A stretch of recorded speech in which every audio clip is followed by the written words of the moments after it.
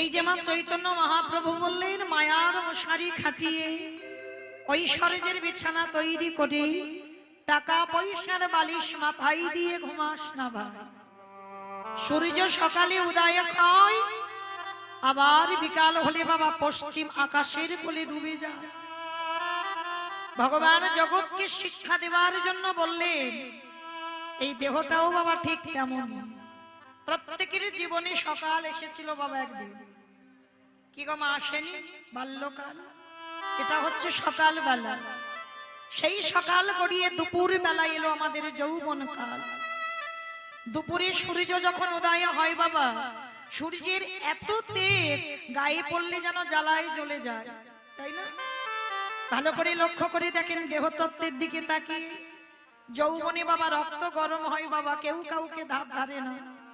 হ্যাঁ, সবাই যৌবনের খেলায় মেতে উঠি, সংসার সমুদ্রে হাবুডুবু খাই। আর সেই সংসার সমুদ্রে হাবুডুবু খেতে খেতে বাবা বিকাল তো গড়িয়ে যায়, দন্ত পড়ে যায়, কেশ পেকে যায়, চামড়াগুলো আলগা হয়। আকাশের সূর্য যেমন পশ্চিমে ঢলে যায়, আমাদের দেহের আয়ু সূর্য। ওই যৌবন তো চিরস্থায়ী নয় বাবা, ওই যৌবন কেটে গিয়ে বার্ধক্য দশা আসে। কিন্তু ভগবান ভক্তদের শিক্ষা দিলেন শিশুকালে কৃষ্ণ ভজে কৃষ্ণ পাবার আসে, যৌবনেতে কৃষ্ণ ভজে আসে বা নাই আসে, বৃদ্ধকালে কৃষ্ণ ভজে জমেরও তর আসে। ভজন যদি করতে হয় মা সকাল সকাল করতে হবে। একদিকে মহাজনেরা বলছেন সকালে ভজন করো, অমাইনা সকাল মানে তো বাল্যকাল। বাল্যকালে কি ভজন যদি বা করি সেই রকম কি তৃপ্তি পাওয়া যাবে? কি বাবা, যদি ছোট ছোট বাচ্চারা বায়না করে বাবা মা এসেছে, ঠাকুমা দাদু এসেছে, একটু কীর্তন শুনতে যাব, রাত্রি হয়েছে, রাত্রিবেলায় নয় আসেনি কিন্তু দিনের বেলা আসবো। ছোট ছোট বাচ্চারা অনেকে আসবে বাবা, কিন্তু ভালো করে ভেবে দেখেন ওদের কি সেই অভিজ্ঞতা আছে যে কীর্তন বিষয়টা কি? ওদের সেই অভিজ্ঞতাটা নেই। তাহলে ওই কুড়ি ফুল গোবিন্দ সেবায় লাগছে না। কারণ আমরা ধ্রুবের মতো ছেলের জন্ম দিতে পারছি না, আর প্রহ্লাদের মতো ছেলের জন্ম দিতে পারছি না। এরা বাবা কুড়ি ফুল গোবিন্দ সেবায় লেগেছিল, আমাদের কুড়ি ফুল গোবিন্দ সেবায় লাগবে না।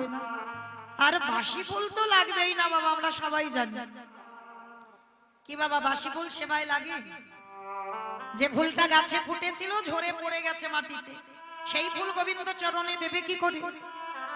আর বাসি ফুল সমদেহ তত্ত্বে কোন কাল? বার্ধক্য দশা, দন্ত পড়ে যায়, কেশ পেকে যায়, চামড়াগুলো আলগা হয়ে যায়। এ ফুল গোবিন্দ সেবায় লাগে না। তাহলে বার্ধক্য দশায় সেবায় লাগবে না কেন? বাবা স্নান করে আহ্নিক করতে বসবে, শরীর অলস, বারবার ঘুমিয়ে ঢলে পড়ে যাবে। যদি জপের মালা নিয়ে জপ করতে বসো, কোন রকমই একটা মালা হবে, আর শরীর ভালো লাগবে না। কীর্তন আসরে বসেছো মা, কীর্তনটা ভালো লাগছে, কিন্তু বাবা বেশিক্ষণ বসতে পারবে না, কোমরের ব্যথা। কি গো মা, ভুল বললাম? তাহলে অফুলটা গোবিন্দ চরণে যাচ্ছে না। তাহলে গোবিন্দ চরণে দেবে কোন ফুল? যে ফুলটা আজকের ফুটেছে। আর আজকের ফোটা ফুল সম এই দেহতত্ত্বে বলছে বাবা যৌবন কাল। আমি মৌমিতা বলছি না বাবা, আমার কথা নয়, আমার কথা বিশ্বাস করতে হবে না কারো। এটা আমার ভগবান রাধারানীর চরণ দুটো ধরে বলল, রাধে গো আমি ভক্তের যৌবনে বড়, যৌবনে বড় ভালো ভালোবাসি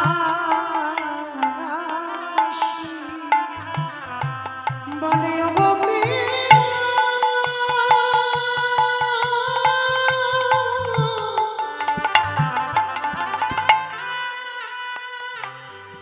বলে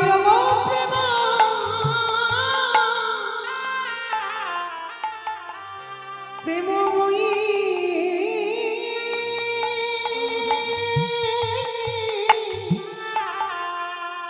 প্রেমময়ী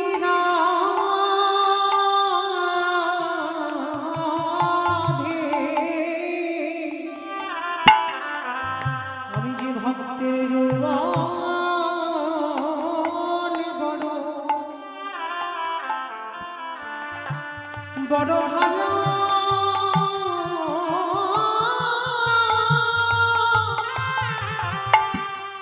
ভালোবাসি।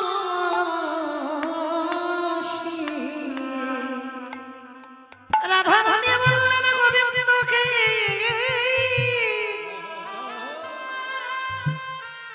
এই জগৎ সংসার মাঝে তুমি আমার চরণ যুগল ধরে বললে রাধে গো, ভক্তের যৌবনে বড় ভালোবাসি। বাবা ঠাকুর আমার গোবিন্দ বলছে যৌবন ভালোবাসি। কোন যৌবনের কথা বললেন? যেদিনে দুটো হাত গোবিন্দ সেবার কাজে লাগবে, যেদিনে তোমার দুটো গোবিন্দের স্নানে যেতে পারবে, যেদিন তুমি পরিষ্কার বদনে কৃষ্ণ নাম উচ্চারণ করবে, যেদিন তুমি পরিষ্কার কৃষ্ণ নামে করলে শুনতে পাবে, যেদিন তোমার এই দেহের রস ইন্দ্রিয় আমার গোবিন্দ চরণ সেবায় লাগাতে পারবে, ভগবান বললেন রাধে গো, সেই ভক্তের যৌবনে বড়ই আমি ভালোবাসি। আর যার জন্য বাবা আপনারা যারা মাথুর লীলা শুনেছেন, গোবিন্দ আমার মথুরায় চলে গেল বাবা 12 বৎসর, একটা বৎসর নয়, মথুরা থেকে চলে গেল দ্বারকায়। রাধারানী একটা দুটো বৎসর নয়, 100 বৎসর কেঁদেছিল বাবা। রাধারানীর মতো ভক্তিমতী কি 1000 পরিবল 100 বছর কাঁদতে হয়েছে বাবা। আর সেই রাধারানী কাঁদতে কাঁদতে বলল সজনী রে, যদি কোনদিন আমার সৌভাগ্য ক্রমে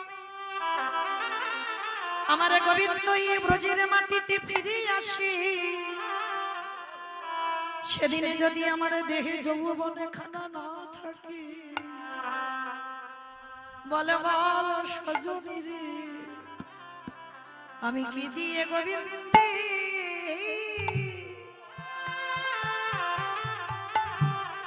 গোবিন্দের সেবা দিব। আমার যৌবন যদি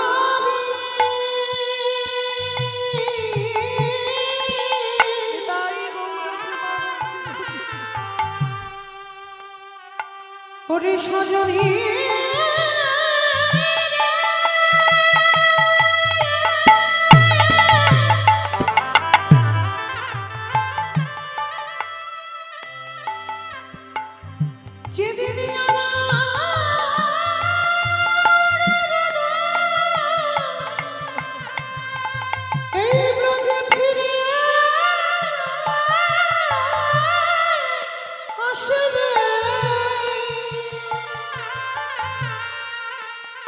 সেদিনই আমার দেহে যৌবন যদি ফুরায় যায়,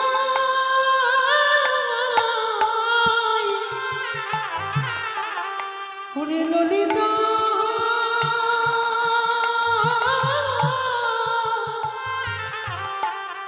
বলে বলে সেদিন আমার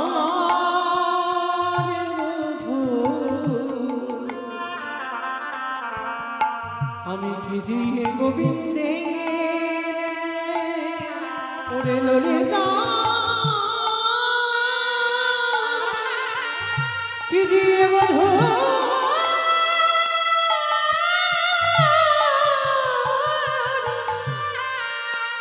সেবা করিব। সজনী রে আমার বধূ যেদিন ব্রজে আসবে, আমি আমার যৌবনে কেন ধরে রাখলাম জানিস? আমার বধূ যদি কোনোদিন ব্রজধামে ফিরে আসে, এ দেহের যৌবনে দিয়ে আমি বধূর চরণ সেবা করব। ওরে আমার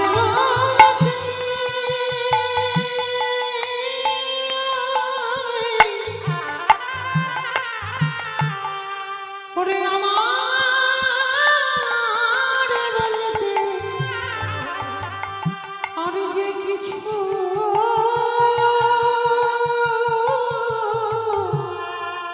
কিছু নাই রে, তাই তো সেদিন আমার যৌবন দিয়ে আমার বধুর সেবা সেবা করিব। যদি এই জগৎ সংসার আছি কোন আগে জন ভক্ত দেখে হৃদয় ইন্দ্রিয় গোবিন্দ চরণে সমর্পণ করি। ভগবান বললেন আমি এ জন্মে নয়, আমি জনমে জনম অবতারে যে জনে সর্বস্ব দিয়ে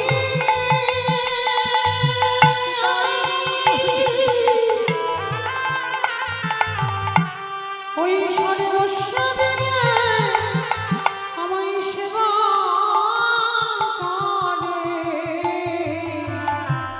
আমি যে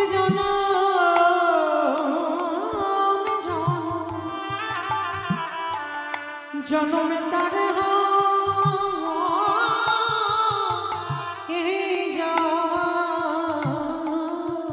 ভগবান ভক্তের চরণ যুগল ধরি বলে ভক্তরি আমাকে কেউ কিছু দিশি বানা দিস। ভক্ত যদি একটু নয়নে জলে প্রেমে ভক্তি দিয়ে ডাকিতে ও যে ভক্ত বানা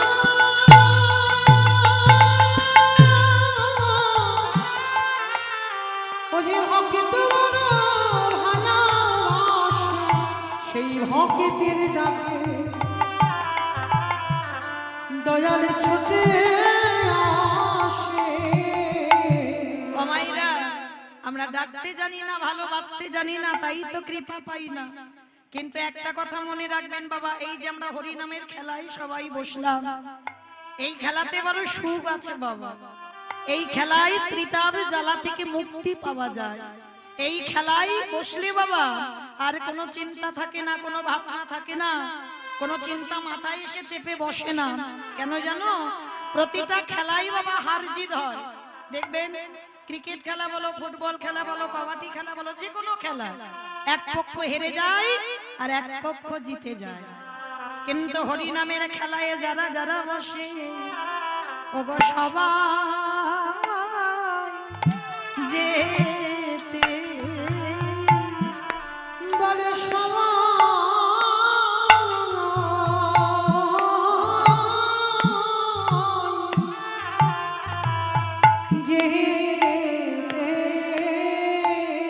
ওগো এই হরি নামে খেলাতে দেখো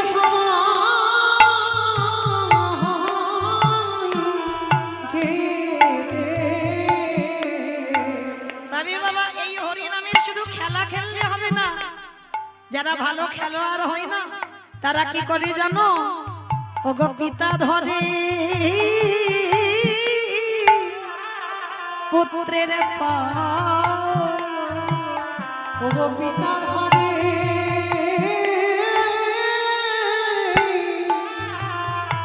পুত্রের পায়ে, ওগো এই হরি নামে জ্ঞান হারাই পিতা ধরে পুত্রের পায়ে। দেখবেন বাবা আমি বলছি বলে নয়, মিলিয়ে নেবেন। এই হরি নাম শুনতে শুনতে যারা হরি নামে একেবারে ডুবে যায়, বাহ্যিক জগতের জ্ঞান হারিয়ে ফেলে বাবা, তারা কি করে জানো? বেশিরভাগ নদিয়া মুর্শিদাবাদ বাংলাদেশে হয়।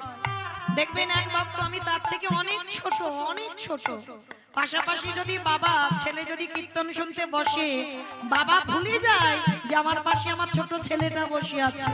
এই হরি নামে প্রেমে ডুবে গিয়ে ওগো পিতা ধরে পুত্রের পা, এই হরি নামে পিতাই গৌরা ধরিব পিতা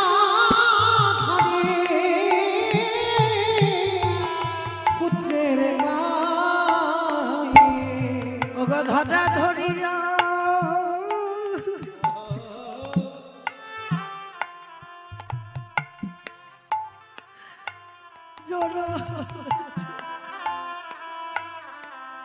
সবাই মুখে বলে হরি তাই বলে হরি বল। করে ধরা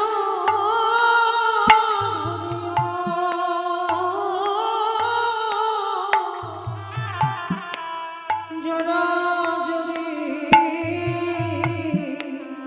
তখন দুজন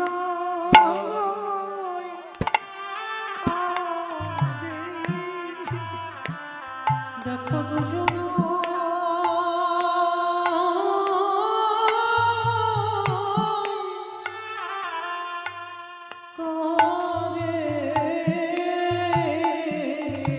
ভক্ত কাঁদিয়া আমারে ভগবান কাঁদে।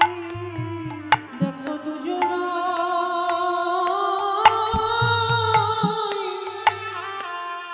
কাঁদে ভগ কাঁদিবে না কেন গো ওগো কাঁদিবে না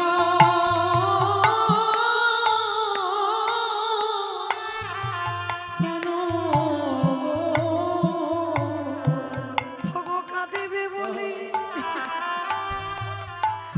ধরাই এসেছি গো মানে কাঁদিবে না কেন ভক্ত পদ ধুলা অঙ্গে মাখে ভক্ত কৃপা করো। নিতাই গৌর হরি বল হরি বল হরি বল। ভক্তের পদ ধুলা অঙ্গে রাখে। তাহলে মাইরা ভগবানকে আমরা ডাকতে জানি না, ভালোবাসতে জানি না, তাই কৃপা পাই না। কিন্তু ডাকার মতো যদি ডাকা যায়, ভালোবাসার মতো যদি বাসা যায়, অবশ্যই কৃপা হবে। কি গো, 5 বছরের ছেলে প্রহ্লাদ কৃপা লাভ করেছিল 5 বছর বয়সে। কিন্তু শুধু 5 বছর বয়সে কৃপা পাইনি, কৃপাটা ওর মায়ের জন্য হলো। ভালো করে ভেবে দেখেন, মা কয়াধো 1-2 বছর নয়, 5000 বছর প্রহ্লাদকে গর্ভে ধারণ করেছিল। 5000 বছর। আর এই 5000 বছর বাবা কঠিন তপস্যা করেছিল হিরণ্যকশিপু। আর এই হিরণ্যকশিপু 5000 বছর তপস্যা করেছিল। কিভাবে? ঊর্ধ্বপদে হেষ্টে মদে আগুন প্রজ্বলিত করে একেবারে গরমের সময় আগুন জ্বালাচ্ছে, শীতের সময় বরফের উপরে বসে কঠিন তপস্যা। ভগবান পর্যন্ত ভগবানের আসনটা টলে গেল। ব্রহ্মাকে পাঠালো, ব্রহ্মা যাও তুমি ভক্তকে বর দিয়ে এসো। ভক্তের কাছে যখন গেল বাবা, ভক্ত চেয়েছিল প্রভু আমার অমরত্ব চাই। ব্রহ্মা বলেছিল অসম্ভব, আমি অমরত্ব দেব কি করে? আমি নিজে অমর নয়, আর আমি তোমারই অমরত্ব দেব? অমরত্ব দিতে পারবো না। বলে তাহলে এমন একটা বর দাও যাতে আমায় কেউ মারতে না পারে। তা ব্রহ্মা ভগবানের ইশারায় বাবা চালাকি করে একটা বর দিয়েছিল। আর তখনই বাবা হিরণ্যকশিপুর ভাবলো তাহলেই তো আমি অমর। মানে নারীতে মারবে না, পুরুষে মারবে না, পশুতে মারবে না, দিনে মারবে না, রাতে মারবে না, জলে মারবে না, স্থলে মারবে না, অন্তরিক্ষে মারবে না, মাসে মারবে না, বাড়ি মারবে না, ঘরে মারবে না, ঘরের বাইরে মারবে না। মূর্খ হিরণ্যকশিপুর ভাবলো তাহলে তো আমি অমর, আমার আর চিন্তা নেই। বরটা নিয়ে নিল ব্রহ্মার কাছ থেকে। কিন্তু এই কয়াধু দেবরাজ ইন্দ্র মনে মনে ভাবলো কয়াধু মায়ের মাকে যদি তুলে আনা যায় তাহলে হিরণ্যকশিপুরের তপস্যা ভঙ্গ হবে। কি গো মাইরা, কোন ব্যক্তির যদি প্রিয় মানুষকে ধরে আনা যায়, ধরো না যে যাকে খুব ভালোবাসে, যদি বাবা এই সিনেমা টিনেমা যখন আমরা দেখি না, কিছুতে নায়ককে জব্দ করা যাচ্ছে না, কিন্তু জব্দ তখন হয়ে যাবে বাবা যদি একবার নায়িকাকে তুলে আনতে পারো। কি গো মাইরা, যারা সিনেমা বা সিরিয়াল দেখো, নায়িকা যদি তুলে আনো তাহলে বাবা নায়কের কাছে যেতে লাগবে। 10 তলা বিল্ডিং থেকে নায়ক ঝাঁপিয়ে নায়িকার কাছে যাবে না? কি গো মা, ঠিক তদ্রূপ। তো দেবরাজ ইন্দ্র চিন্তা করলো যে আজকে হিরণ্যকশিপুরের তপস্যা ভঙ্গ করার একটাই কারণ আছে, যদি কয়াধুকে তুলে আনা যায় তাহলে তপস্যা ভেঙে যাবে। যদি কানে আওয়াজ যায় যে তার স্ত্রীকে চুরি করে নিয়ে যাওয়া হয়েছে, তা দেবরাজ ইন্দ্র যখন চুরি করে নিয়ে যাচ্ছে মা, হঠাৎ রাস্তার মাঝখানে দেখা হয়ে গেল দেবর্ষি নারদের সঙ্গে। নারদ মুনি ইন্দ্রকে বলছে, কি ব্যাপার, তুমি স্বর্গের ইন্দ্র হয়ে, স্বর্গের রাজা হয়ে এইভাবে একটা নারী হরণ করে নিয়ে যাচ্ছ? হ্যাঁ, তুমি জানো এই নারী হরণ করে নিয়ে যাচ্ছ মানে কত বড় অপরাধ করে ফেলেছো তুমি? তা নারদের কথা শুনে বাবা কয়াধুমাকে জঙ্গলে ছেড়ে রেখে গেছে। কিন্তু কয়াধুমা বলল, না দেবর্ষি, এই যে আমাকে জঙ্গলে, আমার বাড়ি থেকে তুলে জঙ্গলে ছেড়ে দিল, এবার আমি যাব কোথায়? কি গো মায়েরা, সমাজ কি ভালো বলবে? যদি রাতের অন্ধকারে কাউকে তুলে নিয়ে চলে আসা হয়, হঠাৎ রাতের অন্ধকারে জঙ্গলে ছেড়ে দিয়ে চলে যাওয়া হয়, তাকে সমাজ কি সতী নারী বলে গণ্য করবে? হ্যাঁ, বিচারিণী বলবে, কলঙ্কিনী বলবে, অসতী বলবে। তা দেবর্ষি নারদ বলছে, মা কয়াধু, একটা কাজ করো, এই জঙ্গলে আমাদের একটা আশ্রম আছে, আজকে থেকে তুমি এই আশ্রমেই থাকো। তো কয়াধুমা আশ্রমে ছিল, কিন্তু গর্ভবতী মা ছিল তখন। প্রতিদিন তুলসী পত্র চয়ন করা, চন্দন ঘষে দেয়া, ফুল দুর্বা চয়ন করে এনে দেওয়া, সাধু সেবা করত। প্রতিদিন সাধু সেবা, আর ওই আশ্রমে থেকে ভগবানের কর্মগুলো করে। কিন্তু কয়াধুমা প্রতিদিন কাঁদে। ও মায়েরা বলো তো, কেন কাঁদে? স্বামীর জন্য না সংসারের জন্য? একদিনের স্বামীর জন্য কাঁদছে না, সংসারের জন্য কাঁদছে না। তাহলে কয়াধুমা কাঁদছে কেন? এইটা দেবর্ষি নারদ প্রশ্ন করেছিল মা কয়াধুকে। কয়াধু, আমি প্রতিনিয়ত দেখি তুমি বসে বসে নিরজনে কাঁদো, কেন কাঁদো মা? কয়াধু তখন বলেছিল, তুমি যদি ভগবানের হরিনাম শোনাও, তুমি যদি নারদ হও, তাহলে তুমি কি জানো না আমার কান্নার কারণটা কি? দেবর্ষি নারদ তখন হেসে বলেছিল, জানি মা, জানি, খুব জানি। তুমি যে কেন কাঁদছো, কাঁদার কারণটা আমি জানি। তুমি জানো? বলো আমি কেন কাঁদছি।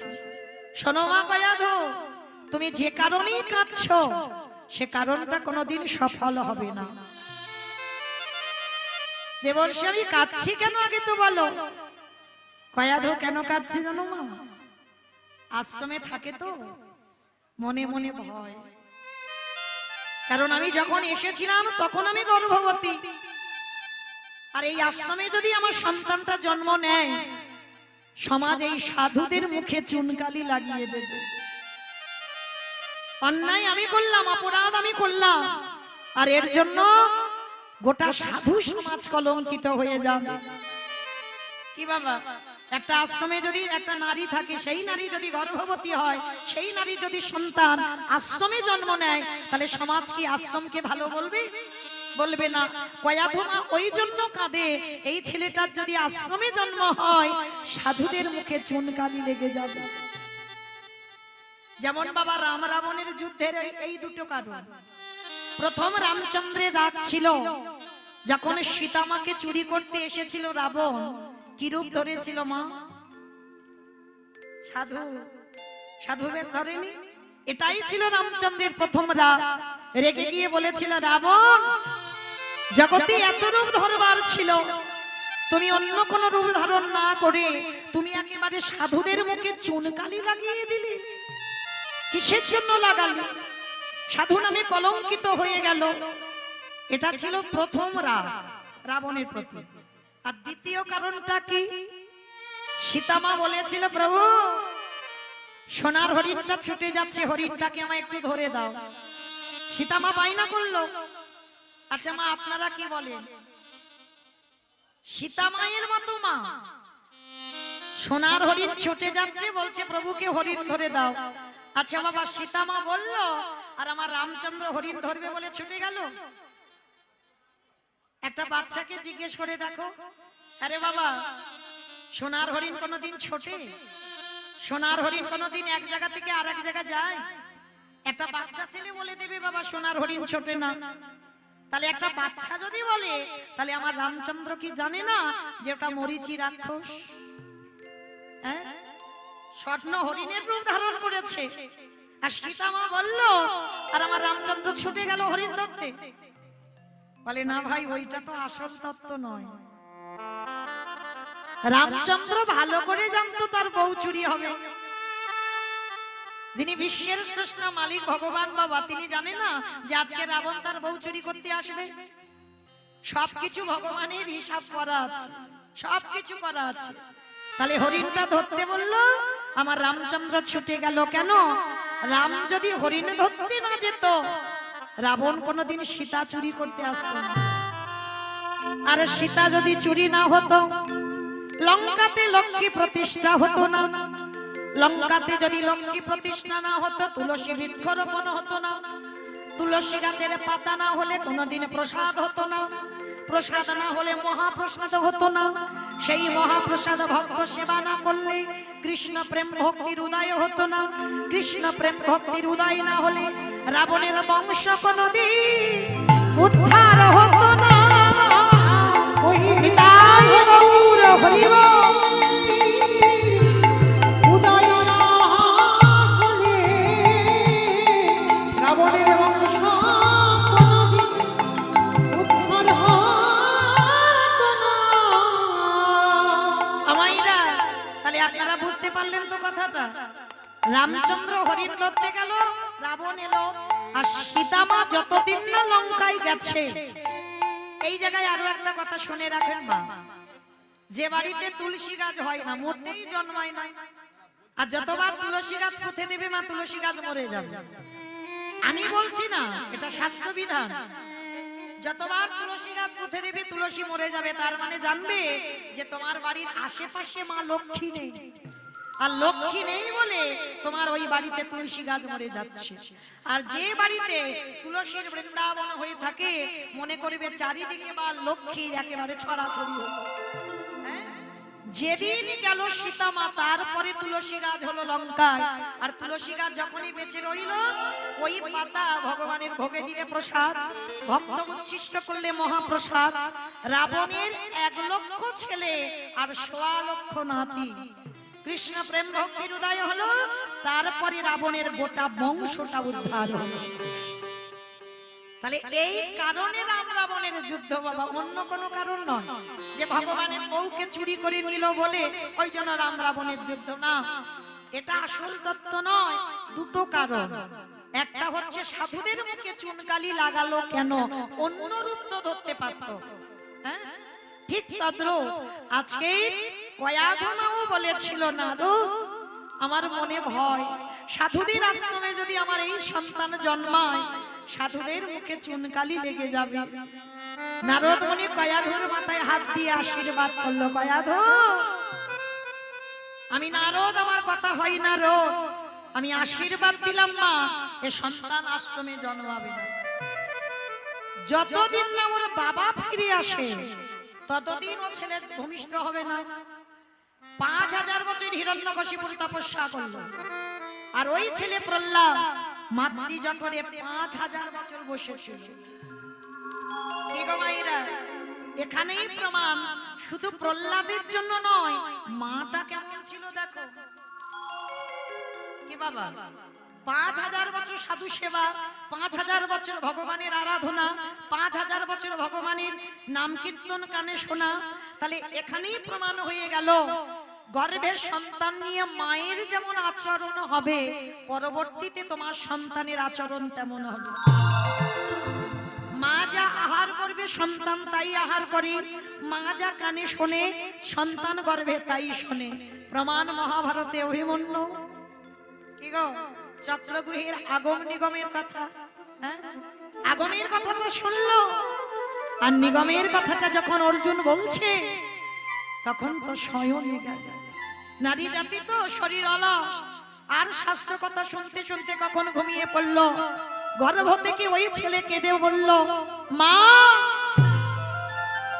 আর একটুখানি তুমি ধৈর্য ধরতে পারলে না মা, কারণ তোমার একটু ভুলের মাসুল আমাকেই বহন করতে হবে।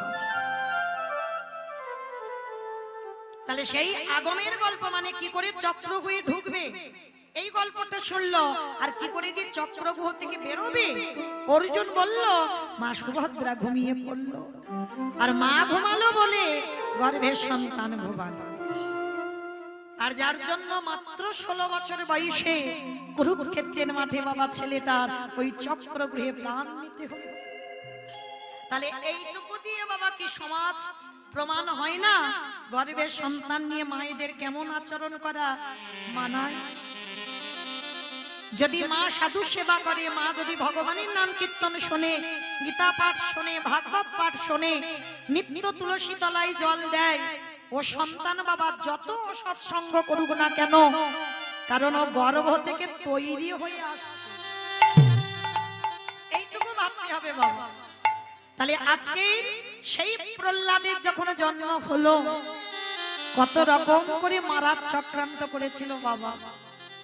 আমার থেকে আপনারা বেশি ভালো বোঝেন বাবা। পাগলা হাতির পায়ের তলায় প্রহ্লাদকে বেঁধে দিল,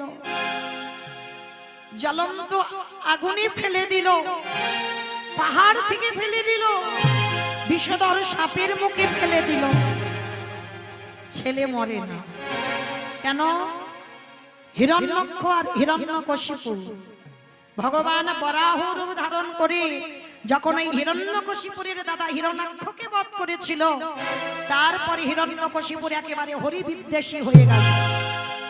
যে নারায়ণ বরাহ রূপ ধারণ করে আমার জ্যেষ্ঠকে হত্যা করলো, আর আমার বংশের ছেলে প্রহ্লাদ সে কিনা করবে হরি ভজন। যার জন্য বাবা হিরণ্যকশিপুর খেপে উঠেছিল, আমার ঔরসজাত সন্তান সে কোনোদিন হরিভক্ত হতে পারে না। শেষে বাবা মারার চেষ্টা করে যখনই মরছে না, ছেলেকে না খেয়ে মারবে বলে বাবা কারাগারে বন্দী করেছে। 3 দিন 3 রাত কারাগারে বন্দী আছে প্রহ্লাদ। এই জায়গাটা না একটু আপনারা শুনবেন মন দিয়ে, কেমন? হিরণ্যকশিপুর ছেলেকে মারতে পারছে না বলে মা কয়াধুকে ডেকেছে, কয়াধু এইদিকে এসো।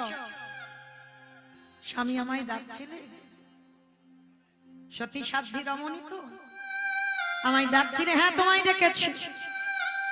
আজ আমি তোমার কাছে একটা প্রশ্নের উত্তর চাই। বলো স্বামী, কি প্রশ্ন? আচ্ছা, তুমি আমাকে বেশি ভালোবাসো না তুমি তোমার সন্তানকে বেশি ভালোবাসো? এই দুজনের মধ্যে কাকে তুমি বেশি ভালোবাসো? কি গো মায়েরা, নারী জীবনে তো 3টে প্রধান: সংসার, তার স্বামী, তার সন্তান। সংসারের কথা বাদ দিলাম, বলেন মায়েরা স্বামীকে বেশি ভালোবাসেন না সন্তানকে বেশি ভালোবাসেন? স্বামীকে। আমার এক দাদা ভাই বলে দিল স্বামীকে, স্বামীকে, স্বামীকে। আর কেউ? সন্তান। এ বেটা আবার বলে দুজনকে, মানে মন ডাকা, কেউ যাতে চটে না যায়। দুজন বললে হবে না বাবা, 19-20 হবে। ছেলে আর স্বামীর মধ্যে 19-20 একটু তফাৎ হবে। ছেলে সন্তান সবার আগে, বেশ এটা বাস্তব বাবা। এখানে যদি ভোট করা যায়, আমিও তো মা, এখানে যদি ভোট করা যায় বেশিরভাগ মা বলবে আমি একটু বেশি আমার ছেলেকে বাসি। একটু যদি স্বামী 19 হয়, সন্তান 20 হবে, একটু বেশি হবে। এগুলো আমাদের মতো মায়েদের কথা। কিন্তু এখানে হিরণ্যকশিপু কয়াধুমাকে প্রশ্ন করলো, বলো তুমি কাকে বেশি ভালোবাসো? কয়াধুমা কোনো চিন্তা ভাবনা না করে এক বাক্যে বলেছিল, আমি আমার স্বামীকে বেশি ভালোবাসি। চমকে উঠলো হিরণ্যকশিপু। যে প্রহ্লাদের জীবন, যে প্রহ্লাদের ছাড়া মায় এতটুকু সময় থাকতে পারে না, আজকে আমি যখন জিজ্ঞেস করছি যে তুমি কাকে বেশি ভালোবাসো, তুমি কোন পক্ষ নেবে, কয়াধু তুমি আমায় বেশি ভালোবাসো? হ্যাঁ স্বামী। মায়েরা আপনাদের আমাদের বেলা উল্টে গেল, কয়াধুর বেলা আরো উল্টোলো কেন? কয়াধুও তো নারী, আমরাও তো নারী, আমরা বলছি সন্তান, কয়াধু বলল স্বামী। কেন? কারণ কয়াধু মা জানতো যে ছেলেকে পাগলা হাতির পায়ের তলায় বেঁধে দেয় ছেলে মরে না, যে ছেলেকে জ্বলন্ত আগুনে ঠেলে ফেলে দেয় ছেলে মরে না, যে ছেলে বড় পাহাড় থেকে নিচে ফেলে দেয় ছেলে মরে না, যে ছেলেকে বিষধর সাপের মুখে ঠেলে দেয় ছেলে মরে না। তার মানে আমি মা, আমার বিশ্বাস আমার ছেলের সঙ্গে কেউ নেই, কিন্তু আমার ছেলের সঙ্গে তার হরিবন্ধু আছে। কিন্তু ওগো তুমি যে অসহায়, তোমার সঙ্গে তো কেউ নেই। আমার ছেলের সঙ্গে ভগবান আছে, আমি যদি নাও থাকি হয়ে যাবে, কিন্তু আমার স্বামী যে বড় অসহায়, ওর কাছে কেউ নেই। তাই আমি আমার স্বামীর পক্ষে নিলাম। বাহ, এই না হলে আমার সহধর্মিনী কয়াধো, যাও ছেলেকে একটু খাইয়ে এসো। স্বামী 3 দিন প্রহ্লাদ হরিনাম করেছে বলে তাকে তো কারাগারে দিয়েছো, তাকে সূর্যের মুখ দেখতে দাওনি, তার কোনো কিছু খেতে দাওনি 3 রাত 3 দিন। শুধু একটু হরিনাম করেছে বলে, ভগবানের নাম করেছে বলে। আজকের কি এমন হলো স্বামী, তুমি আমাকে বলছো আমার প্রহ্লাদকে আমি খাইয়ে আসবো? হ্যাঁ, আমার মনে হলো ছেলেটা কষ্ট পাচ্ছে, তুমি খাইয়ে এসো। কি খাওয়াতে যাব স্বামী? হিরণ্যকশিপুর তো খুব রাগী, কি খাওয়াতে যাব? কয়াধো, তোমার ছেলের জন্য, তোমার ছেলে যেটা ভালোবাসে, তোমার ছেলের জন্য আমি নাড়ু বানিয়েছি। তুমি নাড়ু করেছো? হ্যাঁ, তুমি মা খাওয়াতে পারো, আমি বাবা নাড়ু করে খাওয়াতে পারি না, কিন্তু আমি যাব না ওর কাছে, তুমি খাওয়াতে যাবে। স্বামী, তুমি নাড়ুটা কি দিয়ে করেছো? শুনবে, এই নাড়ুর বাইরে আছে ক্ষীর, আর এই নাড়ুর ভিতরে আছে কালকুট বিষ।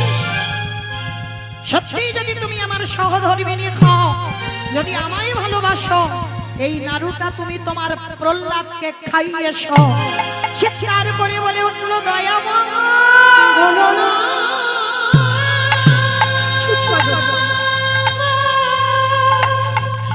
এটা আমাকে বলো না, কষ্ট বলো না। তুমি এমন করে বলো না।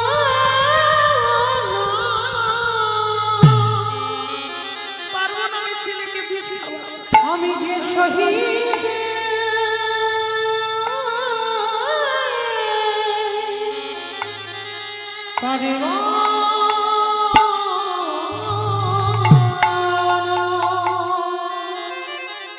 নয়ন জলে বক্ষ যুগল ভাসিয়ে কাঁদছে মা কয়াধু। আমি মা হয়ে আমার প্রহ্লাদকে কি করে বিষের নাড়ুটা খাওয়াবো? কয়াধু, এই যে তুমি না বললে তুমি আমায় বেশি ভালোবাসো, আর আমায় যদি ভালোবাসো তাহলে ছেলে মরে গেলেও তোমার যায় আসে না। স্বামী, ছেলে অলক্ষে মরুক এতে যায় আসে না, কিন্তু আমি মা, কি করে ছেলের মুখে বিষ তুলে দেব? আমি যখন অনুমতি দিয়েছি তোমায় যেতে হবে কয়াধু, সতী সাধ্বী রমণী স্বামীর বাক্য পালন করা কর্তব্য। কয়াধু মা নাড়ুর থালাটা হাতে করে নিয়েছে। ভিতরে কয়াধুর ভিতরে আছে প্রহ্লাদ, বাইরে আছে কয়াধু মা কারাগারে। যেই না কয়াধু মাকে দেখেছে, 3 রাত দেখতে পাইনি তো, 3 রাত খাওয়াও কিছু নেই, জলস্পর্শ করেনি, খেতেই দেয়নি প্রহ্লাদকে মারার জন্য। কিন্তু মা, যে পক্ষে কৃষ্ণ রয় তার কি অপমৃত্যু হয়? যে জন কৃষ্ণচরণ সার করে, এই পৃথিবীতে কোনো বস্তু এখনো জন্ম নেই কৃষ্ণ ভক্তকে বিনাশ করতে পারে। মা কয়াধু যেই না গিয়ে দাঁড়িয়েছে, প্রহ্লাদ মাকে দেখতে পেয়েছে, কারাগারের ভিতর থেকে ষষ্ঠাঙ্গে দণ্ডবত প্রণাম। ওইটুকু ছেলে, আর দণ্ডবত প্রণাম করে প্রথমেই উঠে মায়ের চোখে চোখ রেখে জিজ্ঞেস করলো, ও মামা, আমার বাবা কেমন আছে গো?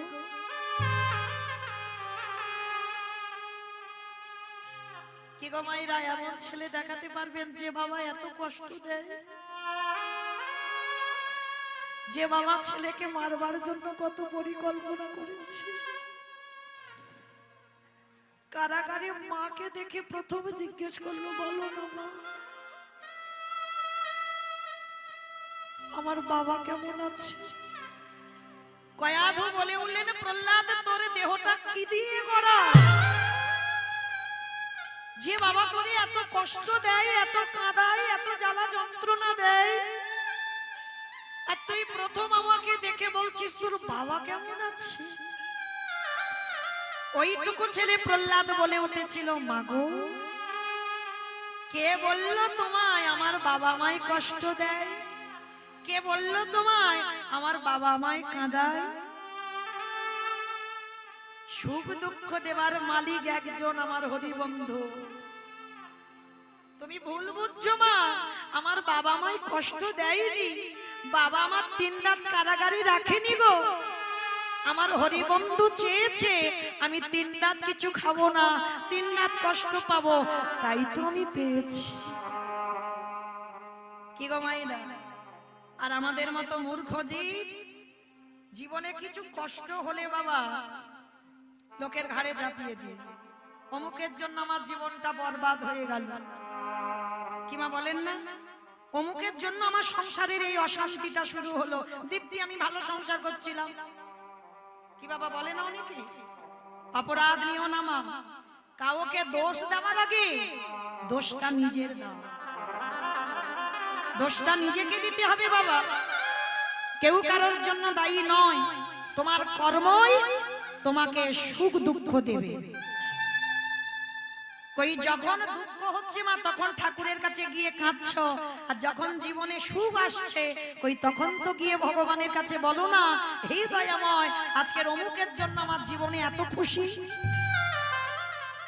কি মা এখানে একজন ভক্ত বলতে পারবেন? তাহলে এই সময় যখন ভগবানের কাছে জানাও না, তাহলে জীবনে যখন দুঃখ আসে কিসের জন্য ভগবানের কাছে গিয়ে বলো, ঠাকুর আমার জীবনে দুঃখ কেন এলো? সুখের সময় যখন জানাওনি, ঠিক তদ্রূপ দুঃখের সময়ও জানাতে নেই, কারণ সুখটা যেমন ভাবে উপভোগ করেছো এই দুঃখটাকে তেমন ভাবে উপভোগ করতে হবে। তাহলে আজকের কয়াধুর সন্তান প্রহ্লাদ জগৎকে শিক্ষা দিয়ে দিল ভাগবতে, সুখ দুঃখ দেবার মালিক একজন হরিবন্ধু। কে কতটা সুখ পাবে আর কে কতটা দুঃখ পাবে এর ভাবনা আমার ভগবান ভেবে রেখেছে। তোমার কর্মই তোমাকে নিয়ে যাবে সেই দিকে।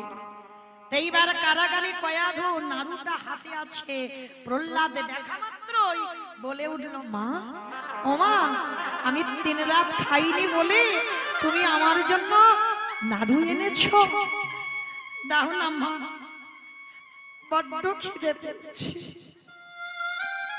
আমার যে উদর জ্বলছে খিদে, একটা নাড়ু দাও না। মা বলছে, না বাবা এই নাড়ু খেতে চাস না তো? ও মা তুমি তো আমার জন্য এনেছো নাড়ু, না না বাবা তুই 3 রাত ছিলিস যেমন উপবাসে তেমন থাক, এই নাড়ু খেতে চাস না, না আমাকে একটা নাড়ু দাও।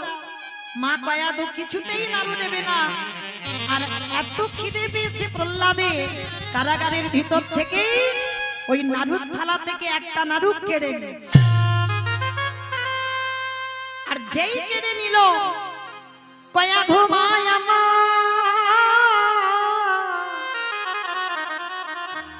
ওই কারাগারের দরজায় অচৈতন্য হয়ে পড়ে গেল। কোন মা দেখতে পারে যে ছেলে বিষ খাচ্ছে? পড়ে গেছে অচৈতন্য হয়ে, কোনো জ্ঞান নেই মাই। আরে যেই মা জ্ঞান হারালো, অমনি কারাগারের ভিতরে আমার চেতন সত্তা ভগবান ওই প্রহ্লাদের পিছনে এসে দাঁড়াইল। ওরে প্রহ্লাদ নিতাই গৌর হরিব।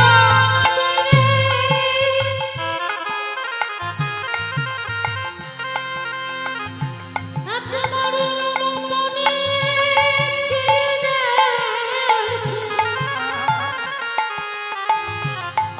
আমি তো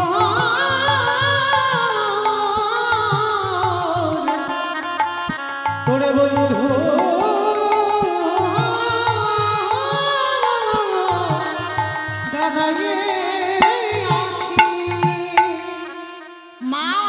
জন্য হলো কেন? সব নয়নে ভগবান দর্শন হয় না। কি গো মাইরা, যে মা কয়াধু 5000 বছর প্রহ্লাদকে গর্ভে নিয়ে সাধু সেবা করলো, সেই মা ভগবান দেখতে পাচ্ছে না। কারণ ভগবান সব নয়নে দেখা যায় না। দন্তস্ব বা সবে মানে সর্বস্ব, তালিবের সবাই সবে মানে মরা। যারা দাঁড়িয়ে আছো, বসে আছো, কীর্তনিয়া সম্প্রদায়, এইগুলো তালিবের সবা সব মানে মরে আছে। এই মরা চোখে কোনোদিন ভগবানের কৃপা হবে না।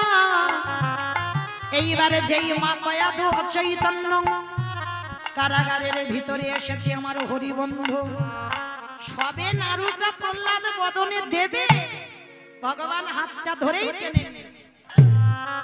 এই একা একা খাচ্ছিস যে বড়, আমায় একটু দিবি নে? সে কি, আমি 3 রাত খাইনি, সবে একটা নাড়ু পেলাম, তুমি আবার কোথা থেকে হাজির হলে? সে কি রে, আমায় ভুলে গেলি এত তাড়াতাড়ি? আমি তো তোর হরি বন্ধু, আমায় একটু দে না রে ভাই, আমারও খিদে পেয়েছে। তুই তো আমার বন্ধু, তুই খাসনি বলে আমিও 3 রাত 3 দিন খাইনি। প্রহ্লাদ তো সোজা সরল ছেলে, হাই হাই হাই হাই, আমি খাইনি বলে তুমি খাওনি? ঠিক আছে বাবা, আগে তুমি খাও, তারপরে আমি খাবো। সোজা সরল ছেলে। এইবারে নাড়ুটা প্রহ্লাদ বদনে দিতে গেছে, এখনো দেয়নি। ওই নাড়ু এইবার ভগবানের বদনে দিল। ভগবানের ভিতরে যে কালকুট বিষ ছিল, সেই বিষ ভগবান সেবা করল। ভগবান কতটা দীনতার প্রতিমূর্তি, ভক্তের জন্য ভগবান আমার বিষ খেয়েও আজ হজম করে দেয়। তাই বল, হরি বল, হরি বল।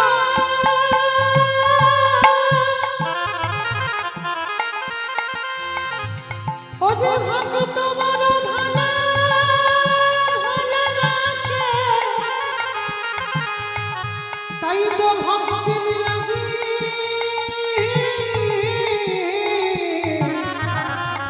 এই ধরা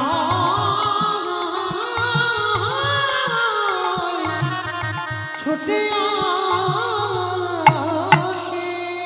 ভগবান বিষ সেবা করে বাইরে যে ক্ষীর ছিল, ওই ক্ষীরটা নিয়ে প্রহ্লাদের বদনে ভগবান তুলে দিল। দেখো কেমন ভক্ত আর কেমন ভগবান। এ জগতে অনেক ভক্ত দেখলাম, এমন মধুরী মিলন কোনদিন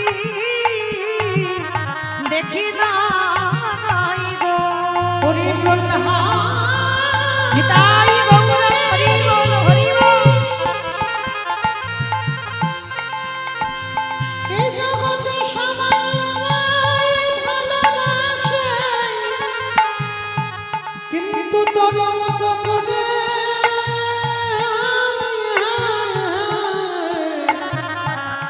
আমায় যে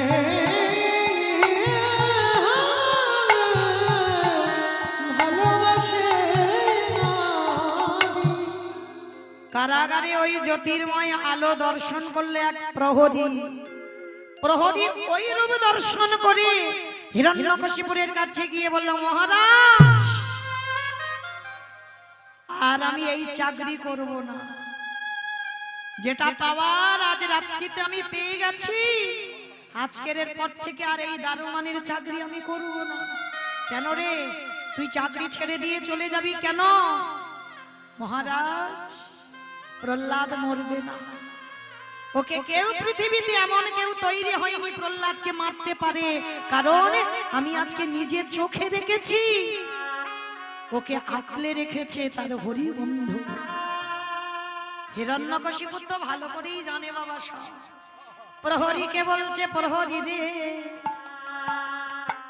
তুই দেখেছিস আমার প্রহ্লাদকে ভগবান নাড়ু খাইয়ে দিচ্ছে? বলে হ্যাঁ, বিষ ভগবান খাচ্ছে, আর মাখনটা দিচ্ছে, ক্ষীরটা দিচ্ছে প্রহ্লাদকে, আমি নিজে চোখে দেখলাম। প্রহরী যা যা, তুই একবার কারাগারে যা, আর একবার যেখানে আমার প্রহ্লাদকে নাড়ু খাইয়েছিল ওই কারাগারের ভিতরে গিয়ে দেখবি একটু নাড়ুর কণা পড়ে আছে। যদি তুই দেখতে পেয়ে যাস একটু নাড়ুর কণা পড়ে আছে, ওই নাড়ুর কণাটা মহা মহা মহাপ্রসাদ একবার আমার কাছে এনে দে না ভাই রে। ওরে গো নিতাই গৌর হরিব। ওই মহাপ্রসাদ সেবা করে আমারই জন্য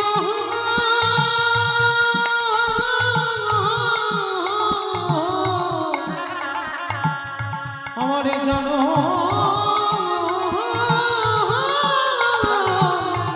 ধন্য করি। তাহলে সেই প্রহ্লাদকে রক্ষা করেছে আমার হরিবন্ধু বারবার। আজকে সেই বাবা প্রহ্লাদ সাক্ষাতে দেখেছিল পিতার মৃত্যু, সাক্ষাতে ভগবান জীবনে অত ক্রোধ করেনি, জীবনে কাউকে মারবার সময় বাবা এত ক্রোধ আমার ভগবানের হয়নি। দেহটা বাবা নারী নয়, পুরুষ নয়, পশু নয়। ভগবান কোন রূপ ধরেছিল মা? নৃসিংহ রূপ। ওই নরসিংহ রূপ ধারণ করেছে বাবা, শূন্যে তুলে নিয়েছে। হিরণ্যকশিপুর খিলখিল করে হেসে বলেছিল পারবে না ভগবান, পারবে না তুমি আমায় মারতে, কারণ ব্রহ্মা আমায় আশীর্বাদ দিয়েছে আমি অমর। ভগবান হেসে বলছে মূর্খ, অমর তুমি নয়, তুমি মূর্খের মতো বুঝেছ। বলে কেন? নারীতে মারবে না, পুরুষে মারবে না, পশুতে মারবে না। ভগবান বলে তোকে মারবার জন্য এই রূপ ধরা, মানে নারী তো নয়, পুরুষও নয়, আর পশুও নয়।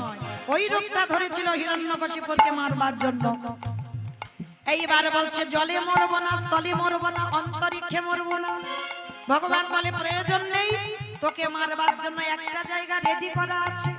ভগবান নিজের উরুদেশ পেতে দিল, হিরণ্যকশিপুরকে রেখে দিয়ে নিজের হাতে বক্ষটা বিদীর্ণ করে দিল। বলছে তবু মারতে পারবে না, তুমি যাই করে নাও। বলে কেন? বলে ঘরে মরবো না, বাইরে মরবো না। ভগবান বলে ঘরেও মারবো না, বাইরে মারবো না। তাহলে মেরেছিল কোথায়? তোর ঘরের চৌকাটের উপরে দাঁড়িয়ে। হিরণ্যকশিপুরকে মারলো চৌকাটের উপরে দাঁড়িয়ে, ওটা ভিতর নয় আর বাইরে নয়। বলছে তবু মারতে পারবে না। বলে কেন? বলে শোনো, মাসে মরবো না, বাড়ি মরবো না। ভগবান তখন একটু ভেবে উঠেছিল, মাসে মরবে না, বারে মরবে না। আমা কোন মাসকে মাস বলে না, কোন বারকে বার বলে না। কোন মাস? মল মাস, বেশ পুরুষোত্তম মাস। আর এই পুরুষোত্তম মাস সৃষ্টি বাবা হিরণ্যকশিপুরকে, কারণ ব্রহ্মা আশীর্বাদ দিয়ে দিয়েছে মাসে মরবে না, বারে মরবে না। আমি মৌমিতা বলছি না, মহাজনগতস্য পন্থা। মহাজনেরা বললেন মাসটাকে মাস ধরা হয় না, আর মল মাসের বারকে বার ধরা হয় না। ওই মল মাসে হিরণ্যকশিপুর বধ হলো। বলছে তবু মারতে পারবে না। বলে কেন? বলে না মারতে পারবে না। বলে কেন? আমি নারী নয়, পুরুষ নয়, আমি নৃসিংহ অবতারে মারলাম, এত কিছু রূপে মারলাম, তা কিন্তু তথাপিও বাবা শূন্যে তুলে নিয়ে একেবারে জানু দেশে রেখে বক্ষটা বিদীর্ণ করে দিল। সেই রূপ দর্শন করেছিল হিরণ্যকশিপুর। স্বর্গের দেবতারা ভয়ে থরথর করে কাঁপছে। ভগবান জীবনে অত রেগে তো যায়নি, মা লক্ষ্মী পর্যন্ত আসতে পারছে না। কিন্তু মা লক্ষ্মী একটা কথা বলেছিল, যাও, যার জন্য ভগবানের এত ক্রোধ, রাখো, সেই পারবে ভগবানকে শান্ত করতে। যার জন্য এত ক্রোধ, সেই পারবে শান্ত করতে। এইবার দেবতারা সবাই গিয়ে প্রহ্লাদকে বলছে, প্রহ্লাদ তুই গিয়ে ভগবানকে শান্ত কর। এক উরুতেই আসে বাবা হিরণ্যকশিপু। প্রহ্লাদ গিয়ে যেই না ভগবানের পাশে দাঁড়িয়েছে, ভগবানের এত ক্রোধ, ভগবান ক্রোধে বাবা থরথর করে কাঁপছে। আমাকে কষ্ট দেয় দিক, আমার ভক্ত প্রাণী আঘাত করে, ভক্ত অঙ্গে আঘাত করে, একে তো ছেড়ে দেব না। প্রহ্লাদ গিয়ে বাবাকে মারছে, ভগবান রেগে মানে ক্রোধে কাঁপছে, আর প্রহ্লাদ দাঁড়িয়ে দাঁড়িয়ে হাসছে। স্বর্গের দেবতারা ভাবছে ছেলে সাহসী, ভগবান রেগে কাঁপছে আর ছেলে গিয়ে হাসছে। ভগবান প্রহ্লাদের দিকে তাকিয়েছে। তখন হিরণ্যকশিপুরের ওই নারী ভুঁড়িগুলো বের করে ভগবান হাতে জড়িয়েছে বাঁচছে। প্রহ্লাদ হাসছে। ভগবান একটু শান্ত হয়ে প্রহ্লাদকে আরেকটা উরুতে নিয়েছে। এক উরুতে আছে বাবা হিরণ্যকশিপুর, এক উরুতে আছে প্রহ্লাদ। প্রহ্লাদকে কোলে করে নিয়ে বলছে, এই ছেলে, আমাকে দেখে তোর ভয় হচ্ছে না? বলে, ভয় হবে কেন? তোমাকে দেখে আমার হাসি পাচ্ছে। হাসি পাচ্ছে? কেন হাসি পাচ্ছে? বলে, ভগবান, তুমি শেষ পর্যন্ত মানুষের মাংস খাচ্ছ। তুমি মাংস খাচ্ছ মানে প্রহ্লাদের নারীগুলো চিবাচ্ছে, ভগবান হাতে জড়াচ্ছে না। যেই না হিরণ্যকশিপুরের ওই নারীগুলো যখন চিবিয়ে চিবিয়ে দেখছে, প্রহ্লাদ মনে মনে ভাবছে ভগবান মাংস খাচ্ছে, ওই জন্য হাসছে। ভগবান হেসে বলল, প্রহ্লাদের, আমি তোর বাবার এই নারী ভুঁড়িগুলো চিবাচ্ছি না, তোরা বাবার এই নারীগুলো আমি টেনে টেনে দেখলাম। যার ঔরসে এমন হরিভক্ত ছেলের জন্ম, এইটা দেখবার জন্য আমি ওই নারীগুলো চিবিয়ে দেখলাম। এই নারীতে কি এমন বস্তু দেওয়া আছে যার ঔরসে এমন হরিভক্ত প্রহ্লাদে জন্ম হলো। তাই বলো হরিব। তোরে মতো ভক্তে জন্ম হয় রে। ভগবান বলছে, বল প্রহ্লাদ, আমার কাছে কি চাস? প্রহ্লাদ এক বাক্যে বলেছিল, যদি আমার বাবা কোনো অপরাধ করে সেই অপরাধ আমায় দাও, আর আমি যদি কোনো পুণ্য সঞ্চয় করি সেইটুকু আমার বাবাকে দিয়ে দাও। হরি বল, হরি বল। যেই না কথাটা বলা, ভগবান বলছে, সেটা তো হবে, আর কি চাস বল? দয়াময়, তোমার এই রূপে আমি দেখতে চাই না কোনোদিন। আমি সব সময় তোমাকে একা একা দেখেছি, কিন্তু তোমাকে, তোমাদের দুজনকে তো আমি জীবনে দেখতে পেলাম না। বাবার মৃত্যু হলো, বাবার মৃত্যুর পরে বাবা প্রহ্লাদ প্রথম এই যে হরিনাম সংকীর্তন হচ্ছে না, এই যে হরি বাসর প্রথম তৈরি করেছিল প্রহ্লাদ। আর তৈরি করে প্রহ্লাদ মাঝখানে দাঁড়িয়ে উচ্চ ঈশ্বরে হরিনাম করছে। আর যখনই উচ্চ ঈশ্বরে হরিনাম করছে, ওই হরিনামের ধ্বনি ভাসতে ভাসতে গেল শিবলোকে। শিব পার্বতীকে নিয়ে চলে এলো প্রহ্লাদের ঘরে। তারপরে গেল ইন্দ্রলোকে, ইন্দ্র ইন্দ্রাণীকে নিয়ে এলো। তারপরে গেল বাবা ব্রহ্মলোকে, ব্রহ্মা সাবিত্রীকে নিয়ে এলো।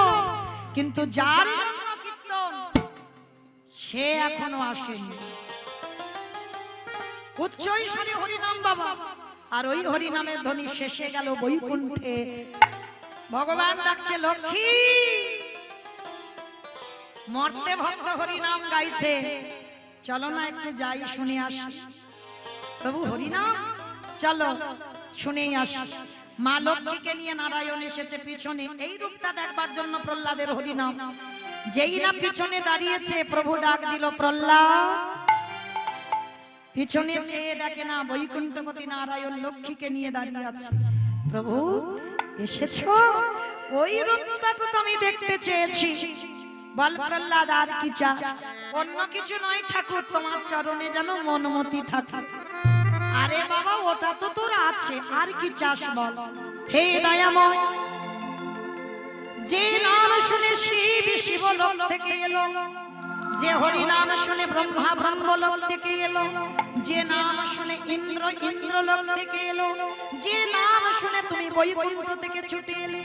হে দয়াময়, ওই কলিযুগে যদি কোনো একজন ভক্ত এইভাবে তোমার গুণানুগুণ কীর্তন গায়, ভক্ত যেন পাগলের মতো ছুটে আসে। ভগবান বলল, তথাস্তু, তাই হোক। আশীর্বাদ দিয়ে দিল। নারদ মুনি বলছে, ঠাকুর তোমার মাথা ঠিক আছে তো? তিনটে যুগে তুমি তো লেখাপড়া করে দিয়েছো, যাগ যজ্ঞ, ধ্যান তপস্যা, পূজা অর্চনা, তিনটে যুগে হয়ে যাবে। তা হরি নাম করবে কবে, কারা করবে? ভগবান বলে আমি যখন কথা দিয়েছি তো হবে, এ যুগে না হোক, এর পরের জন্মে না হোক, তারপরের যুগে না হোক, কিন্তু কথা দিলাম আগত কলি যুগে ওই কলির ভক্তরা যদি প্রহ্লাদের মতো এইরকম হরিবাসর তৈরি করে দুটো বাহু উত্তোলন করে কীর্তন করে, এই কীর্তনে পিপাসু যারা থাকবে, হরি নামে যারা ভালোবাসবে, তারা পাগলের মতো ছুটে আসবে। তাই বাবা হরি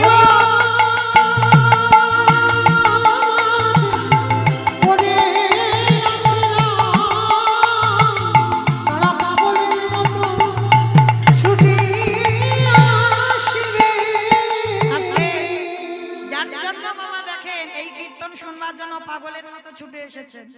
এখন তো বাবা মোবাইলে কীর্তন শোনা যায়, কি গো শোনা যায় না বাবা?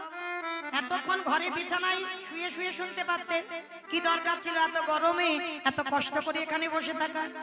এটাই আমার ভগবান আশীর্বাদ প্রহ্লাদকে দিয়ে দিয়েছে। যদি ভক্ত হরি নাম করে যদি কারোর কানে যায়, তারা পাগলের মতো ছুটে আসবে।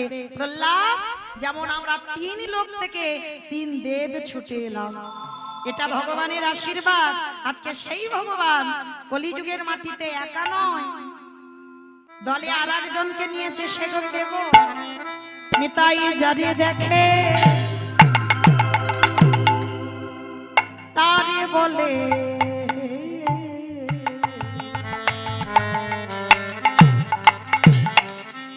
দন্তে তৃণ ধরি ধরি রে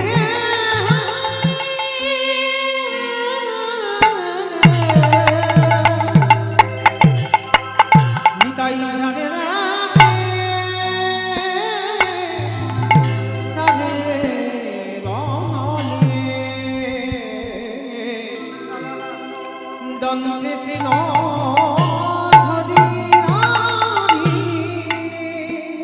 আস্তে অমাইরা তৃণ মানে কি গো?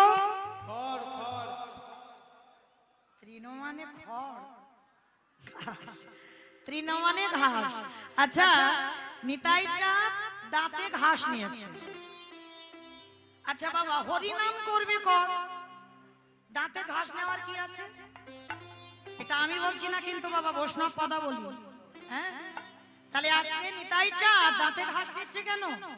কই আমরা এত এত কীর্তনিয়া কীর্তন করি, কই একটা কীর্তনিয়া মুখে ঘাস গুঁজে কীর্তন করছে? হচ্ছে না তো। তাহলে নিতাই চাঁদ ঘাস নিল কেন? এটাই তত্ত্ব বাবা, একটা ছোট মানুষের কাছেও জানা যায়। নিয়মটা হচ্ছে কিরকম জানো? ওইটা আমার মহাপ্রভুর আমলে নিয়ম।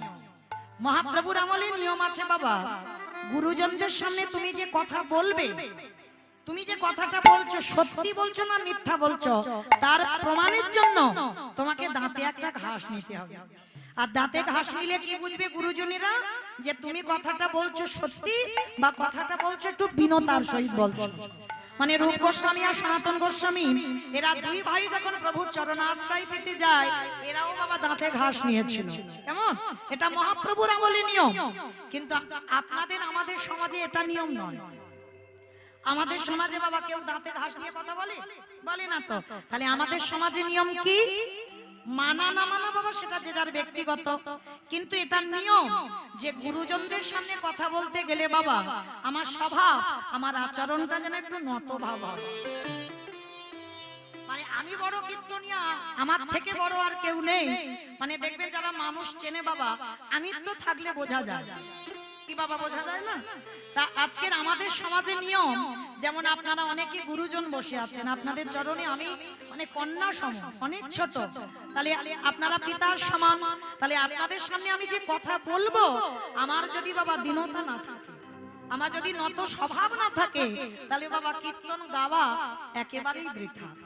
তা মহাপ্রভুর সমাজে দাঁতে ঘাস, আর আমাদের সমাজে একটু নত ভাব হয়ে কথা বলা। তাই বৈষ্ণব পদাবলিতে বলছে নিতাই যারে দেখে তারে বলে আজ দন্তে তৃণ ধরি ধরি রে তোমরা আমারে তোমরা আমারে আমারে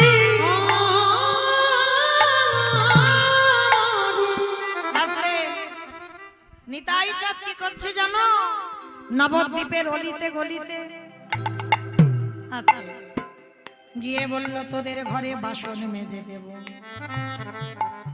তোদের ঘরে আমি বাটনা বেটে দেব, তোদের ঘরে আমি কাপড়ে কেচে দেব, তোরা যা বলবি আমি তাই তোদের সংসারে কাজ করে দেব, মাইনে দিতে হবে না, তোদের সব কাজ আমি করে দেব, যা যা বলবি। আমি নয়, নিতাই চাঁদ বলছে সব কাজ করে দেব, কিন্তু বিনিময়ে তোদের সবাইকে একটা কাজ করতে হবে। করবি? সবাই বলছে হ্যাঁ করবো। বলো তুমি সব যদি কাজ করে দাও আর তোমার একটা কাজ আমরা করতে পারবো না, বলো কি করতে হবে? তোরাই আমাদের, তোরাই আমাদের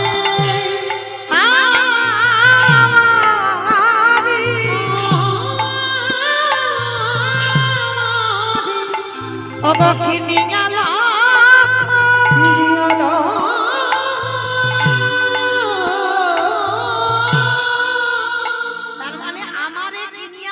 বিনিময়ে কি করতে বললো? ওই একবার উলুধ্বনিটা তোলো, একবার বলো গৌর হরি। তোরা আমার কিনিয়া লা,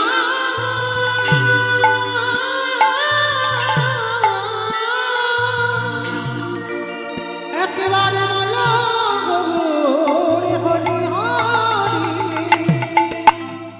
আমাইরা নিতাই চাঁদ আপনাদের এই গ্রামে এসেছে, কি জানো গ্রামটা?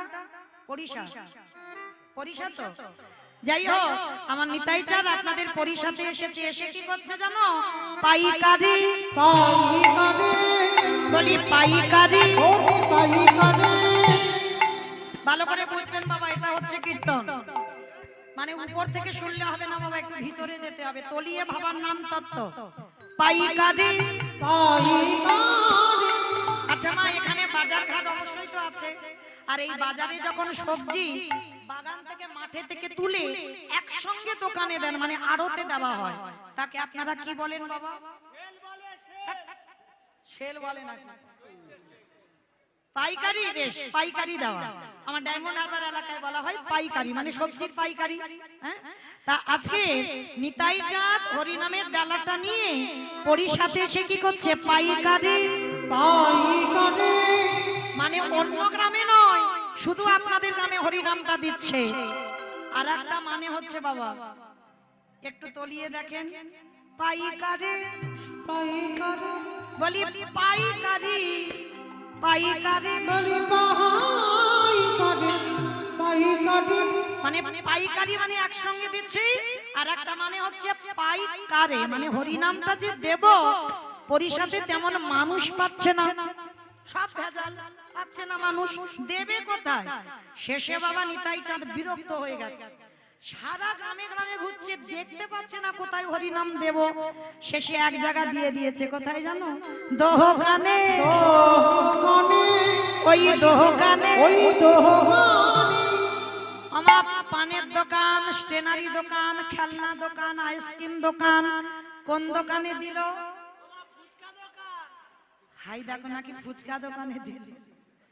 বাহ, আমার থেকে কত অভিজ্ঞতা দেখেন। ধন্যবাদ, প্রণাম, মানে আমার থেকে আপনারা বেশি জানেন। দোকানে, এই দোকানে, এই দোকানে, এই দোকানে যারা দোকান খুলে বসে আছে, হরি দোকানে জানা দোকান বসে আছে, রাম দিল দোকানে। এত বলি নিতাই চাঁদ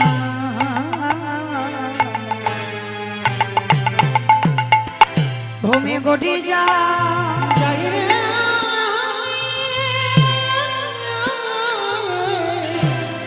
এত বলি নিতাই চাঁদ ভূমি গড়ি যা।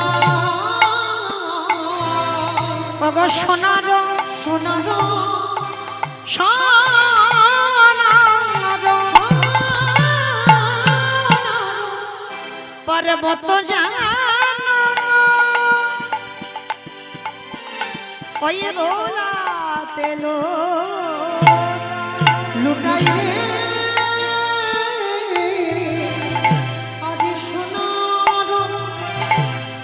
পর্বত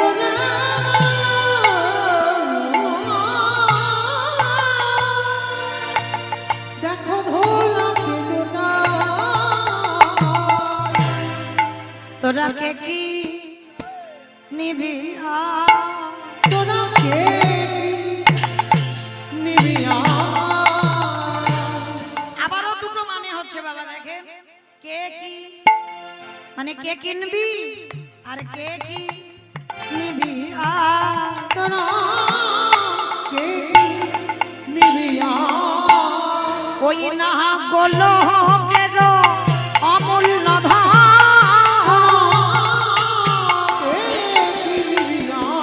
ওই না গোলকের অমূল্য ধন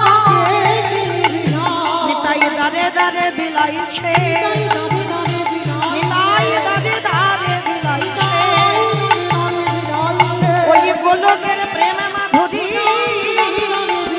ওই না গোলকের প্রেম মাধুরী বলি বিলাবে না কেন গো গো বিলাবে না কেন গো বলি দয়াল নিতাই কেঁদে বলে বলি দয়াল নিতাই কেঁদে বলে নিতাই বলো বলি বিলাবে না কেন গো আজি সোনার পর্বত ভুলাতে লোটাই ভুলাতে লোটাই হেন অবতারে যারে রতি নজন মিল যারি রতি না জন্মিল অগদাশিলোচনে বলে সেই পাপি এলো